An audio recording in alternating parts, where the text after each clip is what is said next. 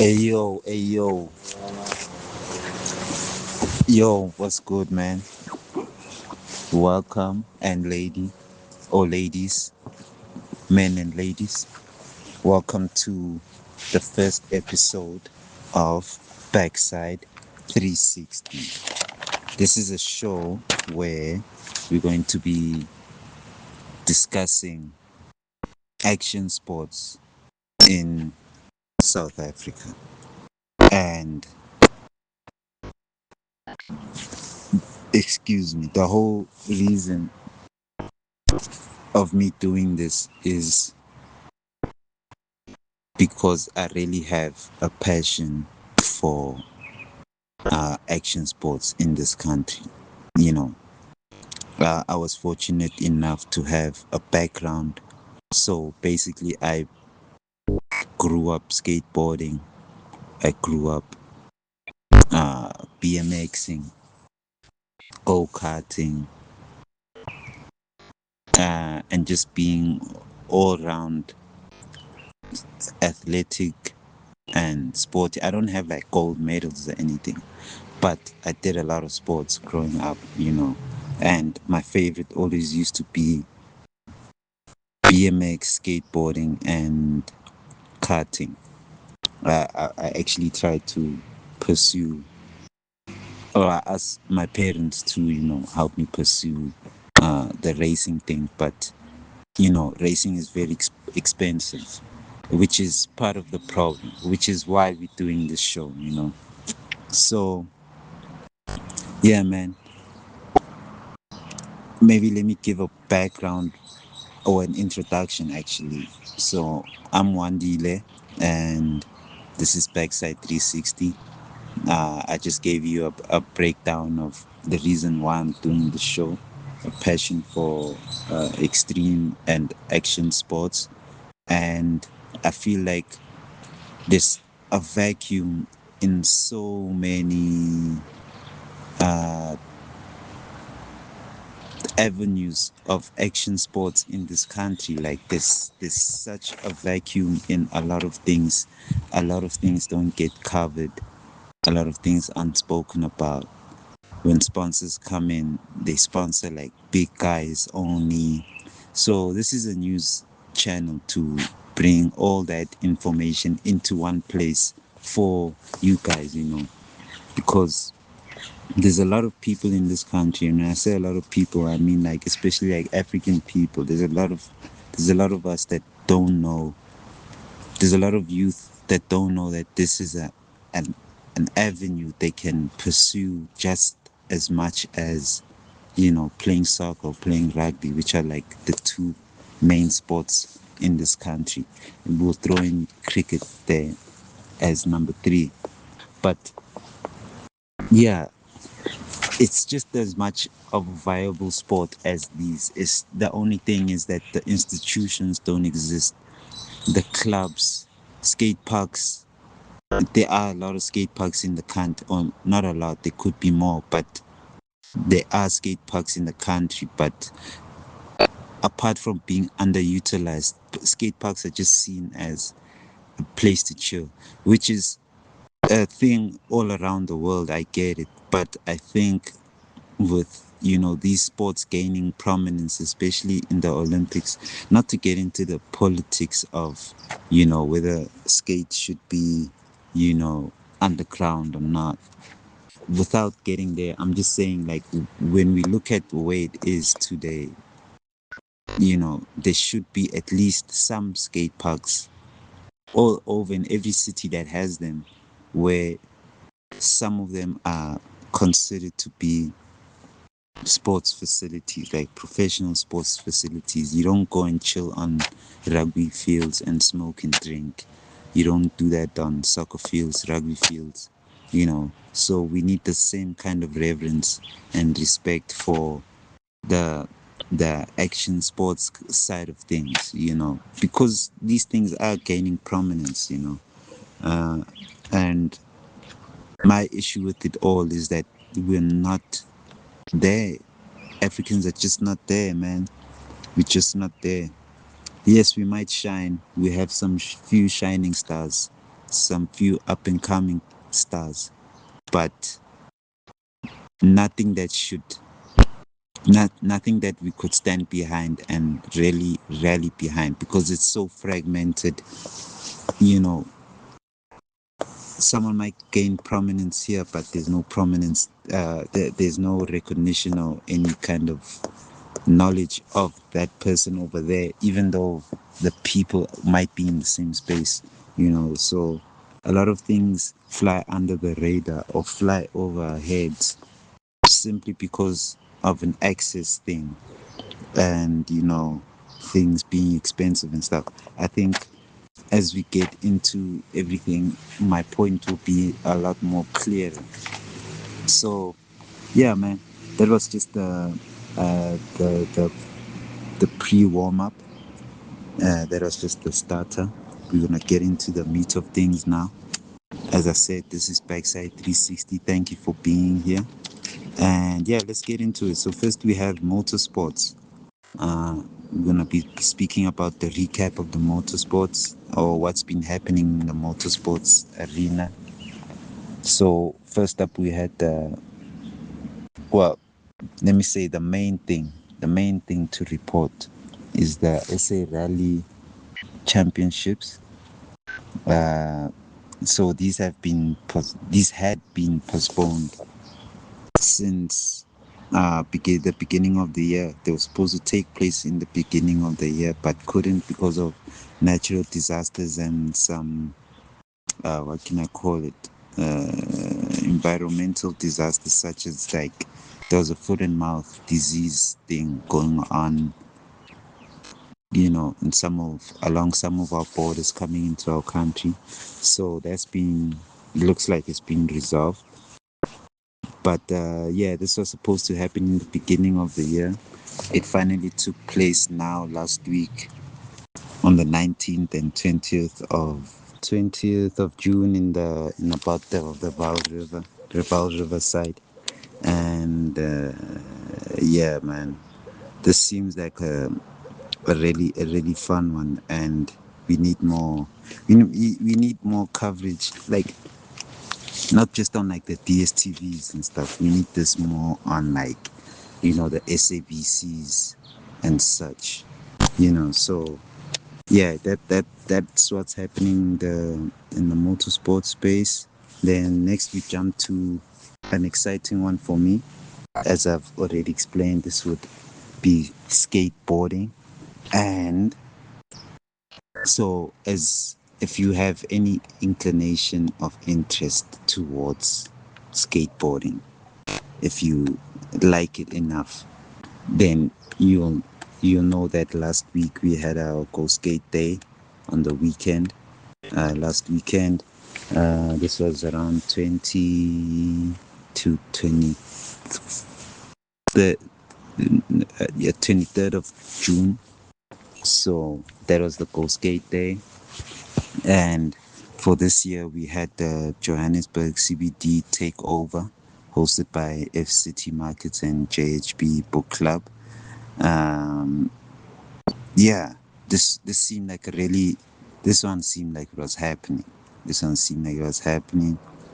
People showed up, the skaters showed up, some brands showed up. We had brands like Red Bull show up. We had a Red Bull skater by the name of Brandon Valjalo or Valhalo, ne?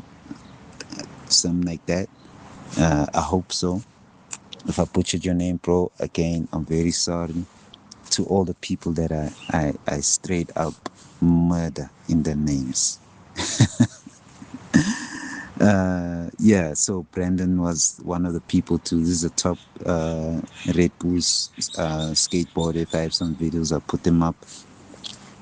And we also had some other local brands also showing the support and really coming with the muscle. We had Less Skate Pretoria and Crispy Skateboards. We also had others, but these are two of the ones that stood out amongst the mentions, as well as F City Market and JHB Book Club. I'm quite surprised to learn that there was a book club that sponsored a skate jam. That was pretty cool to find out. If I understand correctly, JHB Book Club was founded in 2017, and they focus heavily on African literature, which is really cool to know. I before doing research for all of this, I didn't know there was a place like that. So I know there's a lot more people that don't know that. So I hope this is like can really promote them. We need to read, guys. We need to read. We need to read. Not to be boring or anything, but reading keeps the mind sharp. You need to read. Wake up in the morning and read something. Even if it's like one article. Just read it and read it finish, man. Anyway, we had the Go Skate Day. We had some good vibes there. People really uh, ripping the place apart. I think, where was it? I wrote it down. Oh, it was hosted in Ameshoff Street, at the corner of Ameshoff Street and Jan Smuts Avenue. That's in Josie.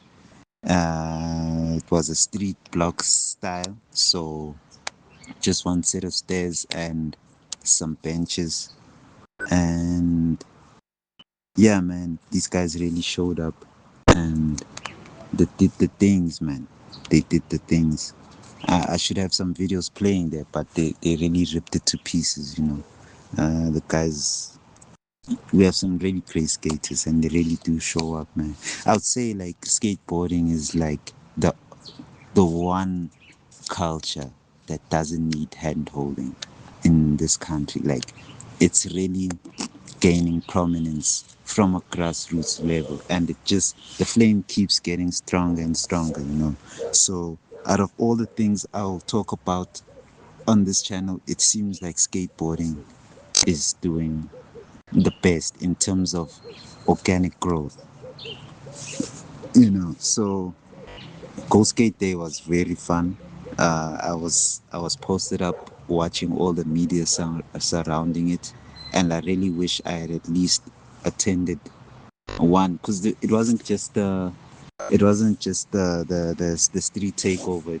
There was also like other skate jams, happening in the Josie area. It's just some of these things, like funds, I had to come by. So we really have to be strategic about this. It's not that easy. But the guys showed up and they put the work down. So man, yo, shout out to everyone. Shout out to F City Market, JHP Book Club, Let's Skate, Crispy Skateboards, RB, okay, Red Bull, you know, I'm you know, I'm an F1 fan as well, so I say RB. But yeah, yo, shout out to these guys, man. They really do put the work in. They really do. And yeah, so that brings us to the third segment, which will be cycling and BMX. Now, this is also, sorry, I'm just sitting on my pen, man. This is also something that means a lot to me. As you can see, I got my baby on the side there, and this means a lot. This is a sport that I really do enjoy, and I think I'll get into how I got into it in another episode, just to distribute time quite well. I don't think people wanna, as much as you might love this, you don't wanna listen to someone for like an hour speak about like one thing. But cycling is something that's very close to me. Grew up cycling. I do have a deep love for it. I didn't know I was into mountain biking until later, until I had to buy this bike for work, just to save money. Because I figured that I could cycle to work. But then that opened up, you know, it opened me up to things I forgot about myself. So cycling is great, but I started out BMXing and skateboarding. So this is where the cycling and BMX portion comes in. So the this BMX industry in this country, or the BMX sub sub genre of sport in the action sports category in this country, is it could be doing a lot better. It doesn't have nearly as much coverage as it should. And that's really disappointing because I grew up skate, well, as I keep saying, so I grew up watching people BMXing all over. I went to some school with I went to school with some guys that were great at it. There's one kid that I remember especially. He was really good. He was good. Tail whips and all that. But so you think that after all these years, at least 10 years later, that you know the sport at least now is getting even more recognized. There are events happening, but it's not nearly enough as one would think, so that was really disappointing to learn. But yeah, man. So cycling in this country is really okay. Let me not group them all together. So cycling on its own, right? That's mountain biking, cycling, road cycling. You know, these have always been a thing in our country. They've always had a good following, but they've always been like for a select few, for people that could afford it. I mean, nowadays you get bikes that are like especially with mountain bikes, you get bikes that are like you can get bikes for like 200K, especially like some Santa Cruz bikes. Those come at like 200, 300K. I'm sure if you go to the right places, you'll see some for like 500K. And and like really good, like this is a hardtail, right? So this is a hardtail, 26 inch. It's not bad. It's quite decent. I can take it onto some trails. I have ridden some trails with it, but I'm not catching air on this. I'm not catching like bunny hops are worked for on this bike. So this is like a hardtail, traditional, not traditional hardtail, but it's quite good. But it's not something you can compete with. Not in today's market. You're not gonna go pro on a bike like this, especially not a hardtail. So the good entry level ones start at about like I almost said like 50K, but more like 25K, 20K, 15 if you're lucky, you know. Otherwise, the sport is very expensive. So I can only imagine for the road cyclists, the road cyclists.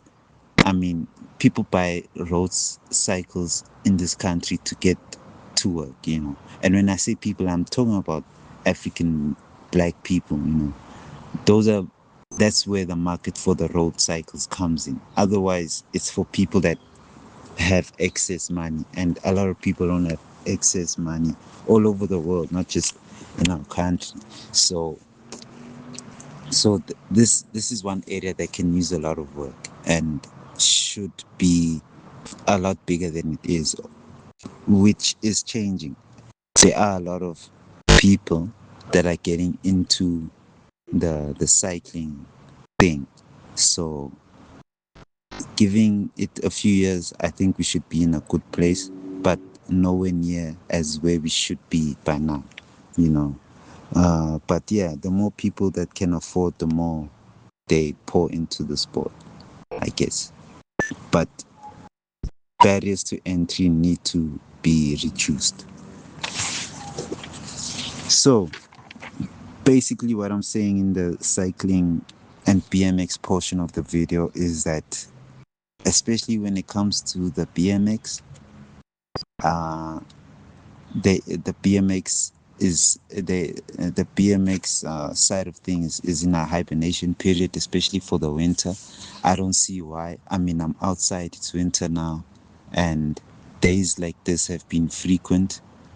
that is relatively warm days when we're considering, especially our winters in South Africa. The days can get really cold, but this winter hasn't been very cold. So I don't see that as a viable, I don't see the winter, it being winter, as a good enough excuse to have a break. Although I guess every sport needs an off season. I guess I can understand that. But I don't think it's an off season. I think it's a lack of things going on, which is which speaks to everything. A lack of things going on is because there's so few people that can even afford to get into the space, which is a huge problem.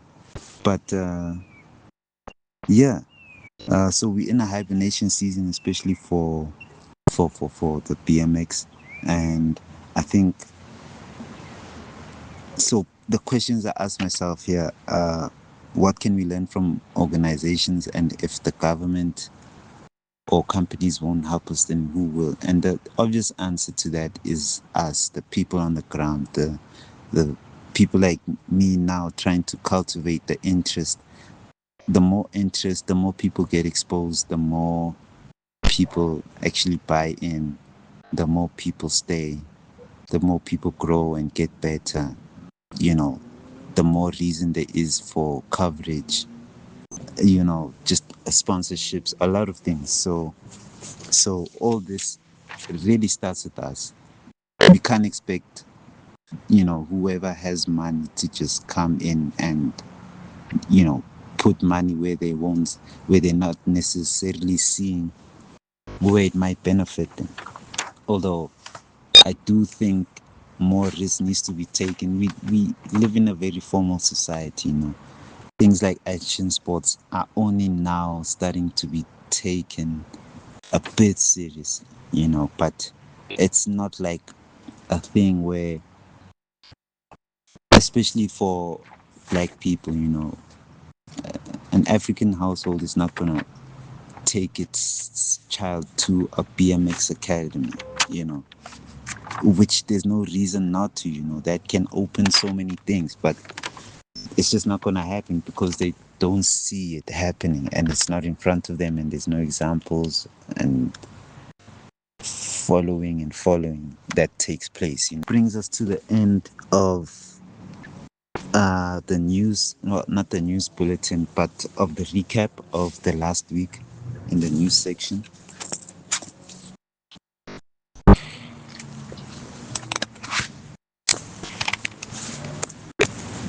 And that brings us now to our up and coming events.